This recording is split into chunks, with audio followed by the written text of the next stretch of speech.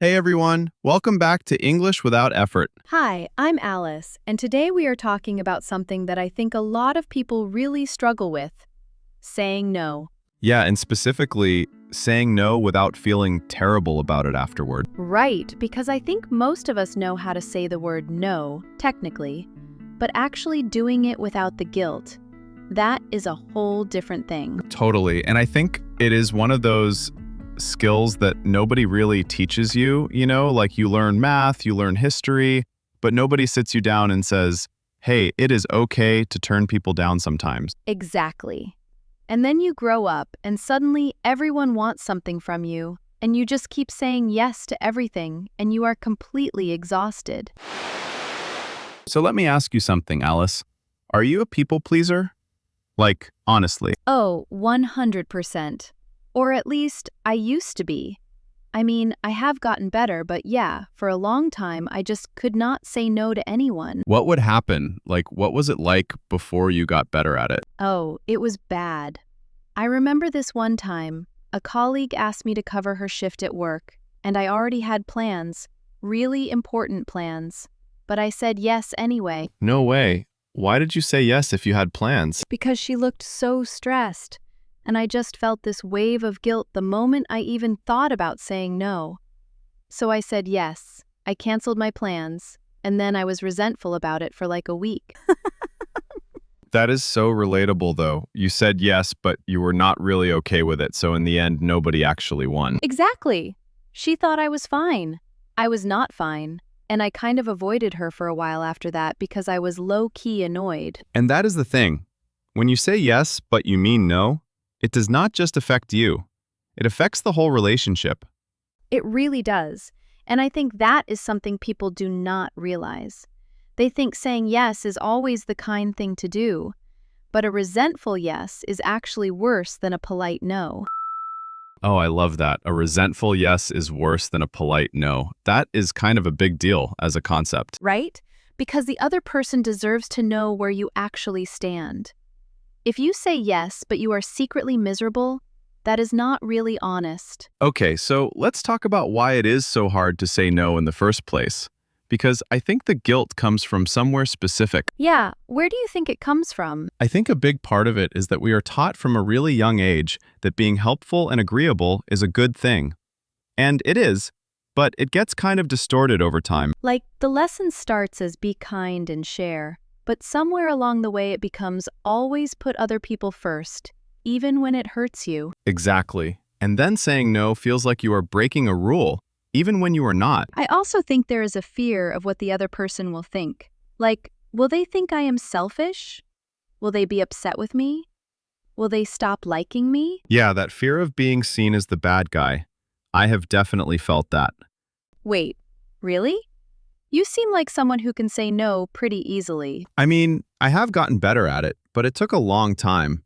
I used to say yes to every social invitation, even when I was completely drained, just because I did not want people to think I was antisocial. Oh, that is such a specific kind of pressure. The social yes. The social yes, exactly. Like, you are exhausted, you want to stay home, but someone invites you out and you think, if I say no, they will think I do not like them. And so you go. You are tired the whole time, and you wish you had just stayed home. Every single time.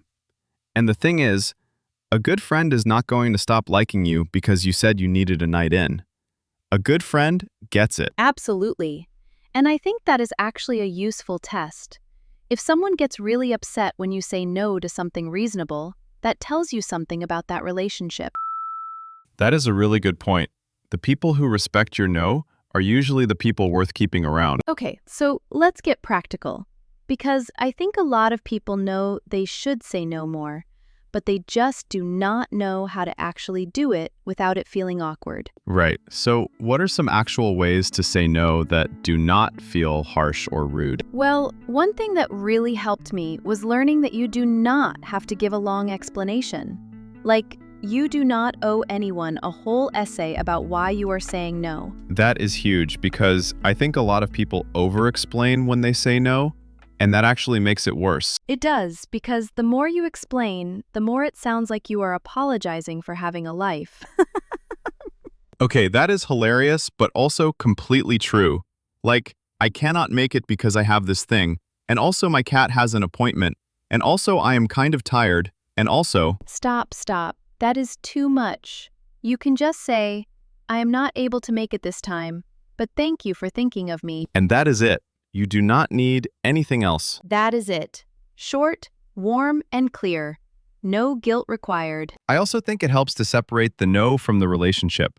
Like, you are not saying no to the person, you are saying no to the specific request. Oh, I love that framing. You are not rejecting them. You are just declining one thing. Right. And you can even say that out loud, like, hey, I really value our friendship, and I am not able to help with this particular thing right now. That is so much kinder than just a flat no. But it is still honest. Exactly. You are being kind and honest at the same time. Those two things can go together. Okay, what about at work though? Because I feel like saying no at work is a whole different level of scary. Oh, for sure, because there is a power dynamic there. You might worry about how your boss sees you, or whether it will affect your job. Yeah, exactly. Like, if a friend asks you for a favor and you say no, that is one thing. But if your manager asks you to take on extra work and you are already overwhelmed, that feels really different. It does, but I think the same basic idea applies. You can say no at work. You just have to frame it carefully. How would you frame it? So instead of just saying no, I cannot do that, you might say something like, I want to make sure I do this well, so can we talk about priorities?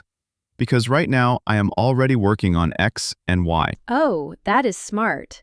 You are not refusing, you are starting a conversation about what is actually realistic. Right, and most reasonable managers actually appreciate that because it shows you care about doing good work, not just about avoiding effort. I had a manager once who used to pile on extra tasks all the time, and for months I just kept saying yes and drowning in work. What changed? I finally had a conversation where I laid out everything on my plate and asked her to help me figure out what to prioritize, and she was actually surprised because she had no idea how much I was already handling. So she was not being malicious. She just did not have the full picture. Exactly. And once I was honest about my capacity, things got so much better. She started being more thoughtful about what she asked of me. That is such a good example of how saying no, or at least being honest about your limits, can actually improve a relationship rather than damage it. Yeah, I think we assume the worst. We think, if I say no, this person will be upset.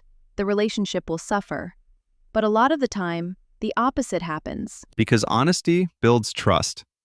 When you are always saying yes, people do not actually know where they stand with you. Right. And they might even start to feel like they cannot rely on you, because they never know if your yes is genuine or just you being polite. Exactly.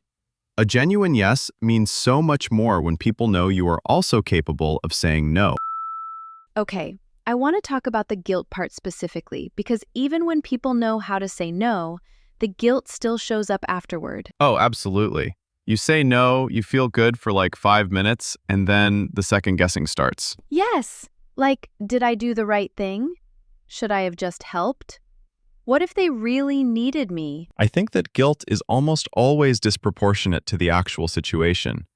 Like, you said no to helping someone move apartments on a Saturday, and you feel like you have committed a crime. That is so accurate. The guilt does not match the reality at all. So one thing that helps me is asking myself, am I feeling guilty because I actually did something wrong? Or am I just uncomfortable with disappointing someone? Oh, that is such a useful question. Because those two things feel the same in the moment, but they are really different. Right. Real guilt is a signal that you crossed one of your own values, like you lied, or you let someone down when you had promised to be there. But the guilt from saying no is usually just discomfort. It is not because you did something wrong. It is because you did something unfamiliar. Exactly. And discomfort is not the same as wrongdoing. You can feel uncomfortable and still have done the right thing. I think that is actually kind of a big deal, because a lot of people use guilt as a moral compass. Like, if I feel guilty, I must have done something wrong. But guilt can be misleading, especially for people who have been conditioned to always put others first. For them, any act of self-care can trigger guilt, even when it is totally healthy. Yeah, and that is when you have to kind of override the feeling. You acknowledge it, but you do not let it make your decisions for you. I like that. Acknowledge the guilt, but do not obey it. Yes, like, okay, I feel a bit guilty, that is normal, and I still made the right call. It is almost like training a muscle. The first few times you say no, it feels really uncomfortable, but the more you do it, the easier it gets. Totally. And I have noticed that the more I practice saying no to small things, the easier it is to say no to bigger things. Can you give an example of a small no? Sure. Like when someone offers me a second helping of food and I am already full. I used to always say yes because I did not want to seem rude. Now I just say, no thank you, it was delicious, and I leave it at that. That is such a good one, because it is low stakes, but it is still practice for the bigger moments. Exactly. Every little no is like a rep at the gym. You are building the muscle. The no muscle. I love that. Someone needs to put that on a t-shirt. I would wear it. Okay, so what about the people on the other side? Like, how should we react when someone says no to us? Because I think that matters too. Oh, that is such a good angle. Because if we want people to feel comfortable saying no to us, we have to make it safe for them to do that. Right. If every time someone says no, you get upset or you guilt trip them, you are basically training them to always say yes, even when they do not mean it. And then you never really know if their yes is genuine, which is kind of unsettling when you think about it. So the move is to respond graciously.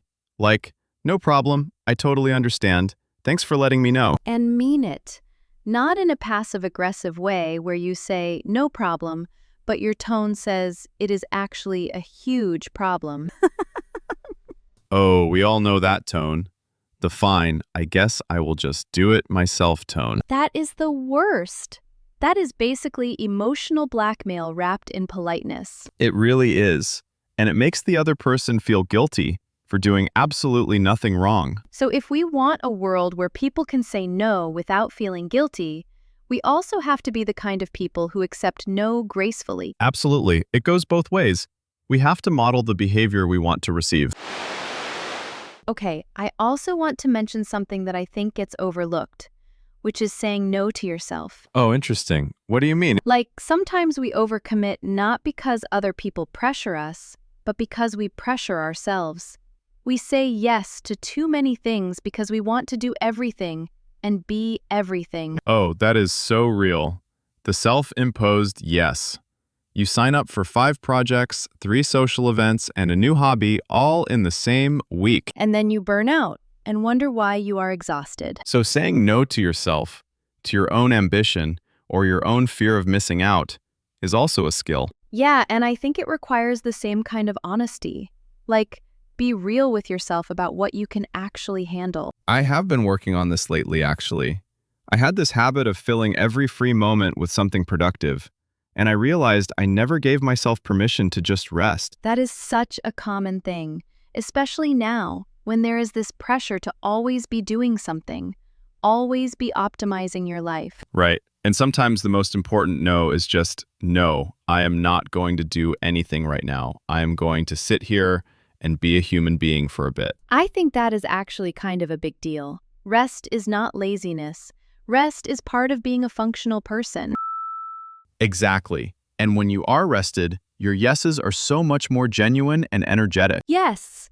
A well-rested yes is worth 10 exhausted yeses. I am going to write that one down. Please do. Okay, so let's pull this together a little bit. What would you say is the main takeaway from today? I think for me, it is that saying no is not selfish. It is honest. And honesty, even when it is a little uncomfortable, is what makes relationships real. I love that. And I would add that the guilt you feel after saying no is usually just discomfort, not a sign that you did something wrong. You can acknowledge it and still trust your decision. And practice helps. Every small no makes the next one a little bit easier. The no muscle. The no muscle. Never forget it. Next time, I think we want to get into something connected to this. The idea of setting boundaries in general. Not just saying no, but being clear about what you need in relationships. Oh, yes, that is going to be a good one. Because saying no is kind of the foundation, and boundaries are the whole house. That is a great way to put it. Okay, I think that is it for today. Thanks so much for listening, everyone. We will see you next time. Take care and remember, a polite no is always better than a resentful yes.